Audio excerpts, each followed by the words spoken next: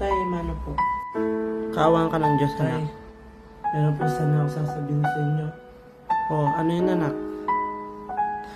Tay, nakabuntis po ako, Tay. Ano?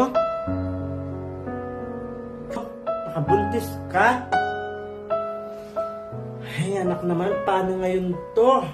Nag-aaral ka pa naman din. Yung tuparin mo, makakabuntis ka agad-agad? Ang bata-bata mo pa, anak.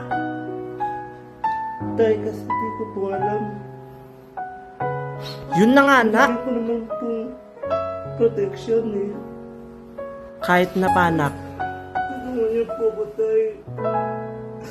Patuhalin niyo po ako, Tay.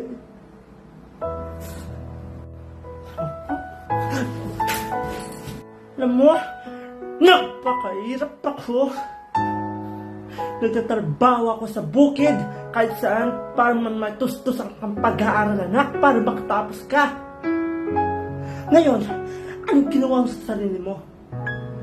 Nagbuntis ka na maaga? May binuntis ka na maaga, ha?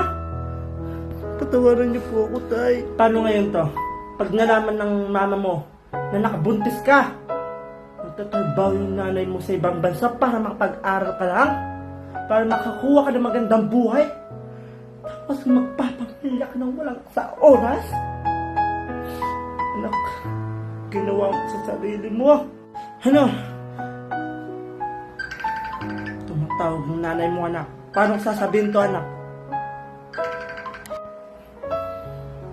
Han. Oh.